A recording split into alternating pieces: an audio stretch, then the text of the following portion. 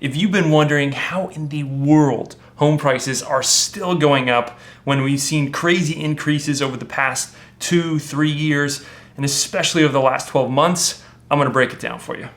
Good morning, good afternoon, and good evening. This is Conor Green. I'm a realtor here in Tampa Bay, and I have loads of people who have been waiting for a housing market crash, and they're wondering how in the world prices are still appreciating and how they're still going up.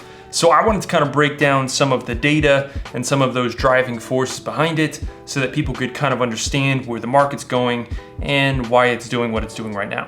So first, let's take a look at single family homes that have been built, and let's look from now all the way back to 1970. So your dotted line in the middle there is going to be your average or your baseline of homes that have been built.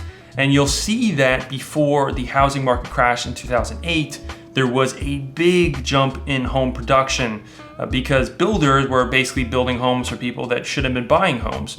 You know, you had people through the lending standards back then that didn't have really the income, they didn't have the credit, and they really also didn't have the use, right? It's not like they were buying these extra homes that were making great cash flow opportunities for properties. I mean, some people were, but these homes too were just like second and third homes. People just shouldn't have owned. So what you had was you had a lot of building going up before 2008, and then a lot of those builders who built during that time and then kind of lost their butt on the deal once they tried to sell and the market crashed and they couldn't, those people kind of went out of business. So then you see a lot of builders exiting the market right after the crash, and so we've seen a deficit in home production since. Now that's significant because that deficit in home production has led to the deficit in inventory that we've also seen on the market, which is a big reason why prices have continued to rise. If we've got strong demand but not a lot of supply, then the price is naturally going to increase in any market.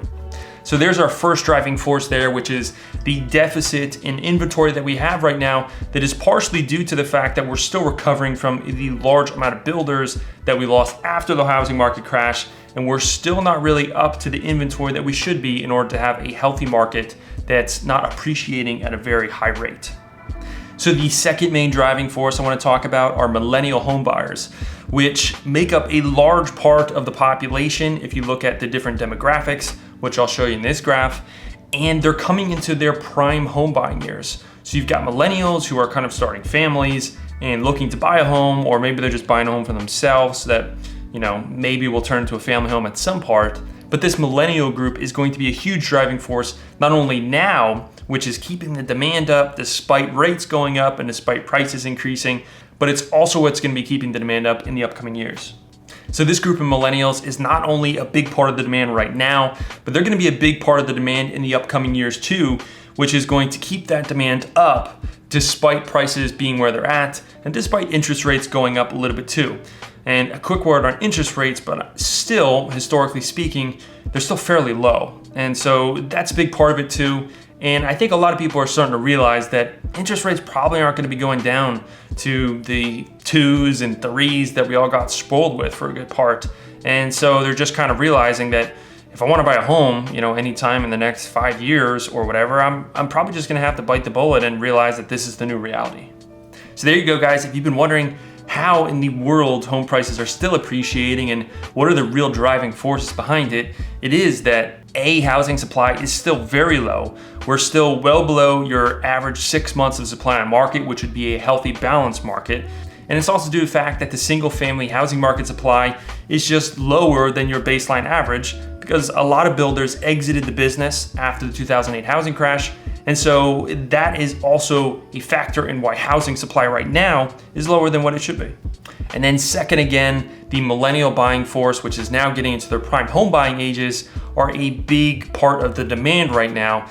And we're just not seeing them being as dissuaded by higher interest rates. They're still buying and frankly, they're seeing rents go to all-time highs where buying just makes a lot more sense. A lot of people, don't want to be spending, $2,000 on rent when they could spend $1,800 on a mortgage for a very similar place, which a lot of people are realizing. And I've had a lot of clients express that same sentiment who are in the millennial home buying category.